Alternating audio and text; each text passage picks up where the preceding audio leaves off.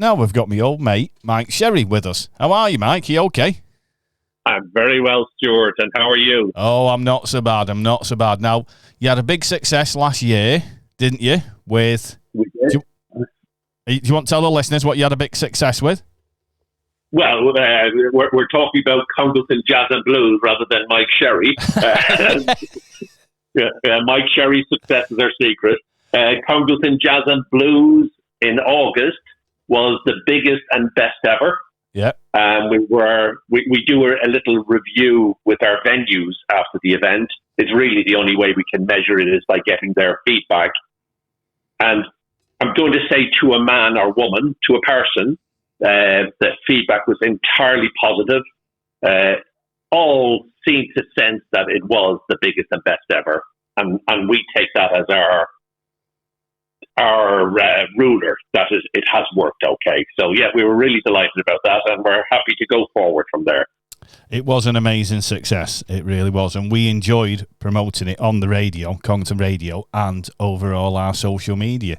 Now, I didn't realise the amount of work that goes into the Unplugged Festival, which we've got coming up, Congleton Unplugged, and the Jazz and Blues. There's a massive amount of backroom work.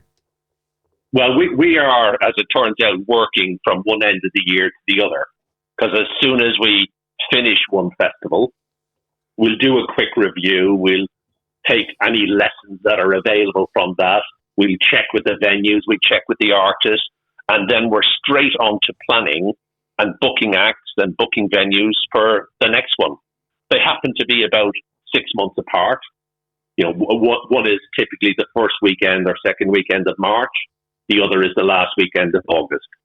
So they're about 6 months apart, and we are working on them all the time. And the thing is, you do all this for free, don't you? Oh, yeah, absolutely. We are all volunteers. We have lots of other things going on in our lives. Some are still working. Some are in business. Some are golfers like me. Sometimes we have to sacrifice those golf games. We are all volunteers.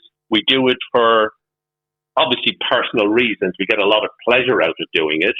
But we also do it because we all buy into objectives of bringing people into our little corner of Cheshire and hoping that they have a great time. Now, what acts? Can you share the acts with us at this time? Who's coming to Congleton Unplugged? Yeah, we've got a full program is up on our website, which for those interested is congletonjazzandblues.co.uk. You can download a full program from that. We have the best part of 70 gigs across 20 venues. That's not bad going, is it? It's not bad going. It's a lot of organising. There's a lot of ambition in that, particularly at this time of year, because we really need the people, our supporters, the people who are there time after time to come out and make it meaningful. 70 acts, 20 venues, there's something on for everybody. It brings a lot of people into the town, though, doesn't it? Well, that is evident. I'm a strange Irishman who talks to strangers, and I do frequently have conversations with people beside me in venues, and I'm always so pleased to meet people who have travelled far and wide. And if I go back to last August event, I met with people from America, people from Devon, people from South Wales, people from Yorkshire, and of course I'm a bit of a traveller myself from Ireland, although I live in Congleton now. There is a lot of footfall comes to the town because of these two festivals. And that's got to be good for the town's businesses. I believe so. I think many of the venues we deal with would highlight the festival weekends as their biggest weekends of the year. So there might be questions around that when you come to, say, New Year weekend or a Christmas week. But as standalone weekends, I think they feature as the best commercial weekends of the year. But also, I think, the best for the mood of the town, the mood of the people, and the joy on faces. And the thing is, these like gigs, They're mostly free, aren't they? I think there's only, is it the town hall one that's paid? You've got to pay for getting. Well, for the Unplugged Festival, we have 4 ticketed gigs, that 2 of which precede the main festival, 2 of which follow the main festival. 3 of those 4 gigs, there is a cover charge, and that's a little bit of a fundraiser, and there's other purposes behind doing that. We try to make them bigger events with multiple acts, and one of the 4 is a free entry, but it's a poems and pints night. It's where the public have a chance to perform their own little bit. But if I go back to your core question about free entry, the weekend of 10th, 11th and 12th of March, there will be about 70 free entry gigs across 20 venues in the town, and some great, great, great groups. I mean, where can you get value like that? You can't, can you? Nowhere else. Well, yeah, only from my wife's cooking. You'll be getting us in trouble. I'll get myself in trouble. At least we're entertaining. That's the main thing. Indeed. And this Unplugged is going to be very entertaining. Now, how can people help to raise funds for keep this going? Because I mean, how do you raise the funds? All of you together to keep this going. Yeah, we're really fortunate, Stuart.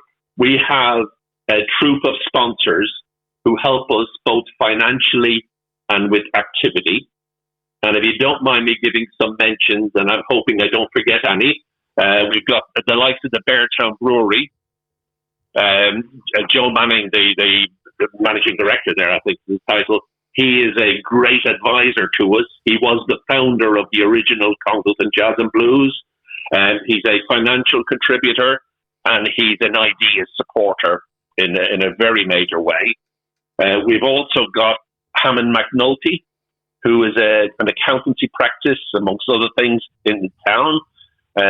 Peter McNulty there has been one of the best professional advisors we could have.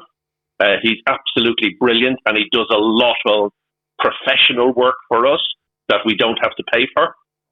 And then we've got SAS Daniels, who help us on some legal matters as well as some financial help. We have Easy Talk, who provide phone services, not for us, but they do for customers.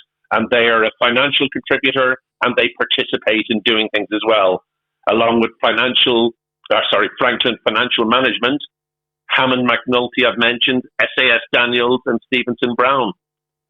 I'm really hoping I haven't ignored anybody there.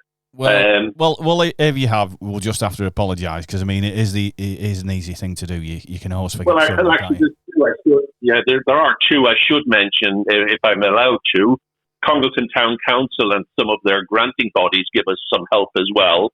That should be acknowledged. And our artwork is standout amongst festivals around the country, I believe. And Darren at AD Profile Design does a tremendous job, or a huge job of getting my words on mixed up, does a huge job in recreating and refreshing our branding and our messaging and our brochures year after year. He's a brilliant operator. Now, I know that you're a big music fan. What acts are you looking forward to? Oh, isn't it dangerous for me to promote individual acts and that big? That's why I put you in this position, for a bit of a laugh. Thank you very much. But I do have some real favourites. I genuinely do have some real favourites. I am particularly a blues music fan. And it must be said, Congleton Unplugged is not all blues. There's almost every sort of music you could imagine going on. But 3 of my favourite acts are Crybaby and the Hoochie Coochie Boys, Bring on the Swing, and Malpractice. I really love those. They've got a great following in our area. The events are huge for these guys, even though they might be in small venues. It's such a big event, and everybody's squashed in together, and it's a lovely feeling to be at their gigs. But I found a new favourite group last year as well in the Big Wolf Band, but that's a very personal thing. I just love certain elements of their music. Well, Mike, is there anything else we need to give this event a plug? Let's get it in quick. Well, at this stage, we're talking on, is it the 1st of March? We've got our first ticketed gig happens on Friday evening at Congleton Cricket Club. And I'd love to fill the venue for that because it would be a great kickstart to the following weekend, which is the core weekend. But the ticketed gig it's only £5 per ticket at Congleton Cricket Club. It's a great venue. The band is Bring on the Swing. They play some magnificent swing music, and I'm hoping there'll be even some sherry dancing going on. Well, people won't miss that. I think they might. Well, Mark, it's always a pleasure having you on the show. Stuart, listen, I'm really grateful to you. You have been a great supporter. I hope your audience realise that. You are wonderful for the town in highlighting things that might get lost in the bigger media outlets. You are great for us all, and I'm really grateful to you for highlighting this event. Oh, thanks for that, Mike. I appreciate it. Thank you, Stuart, and good luck. Bye-bye. Bye.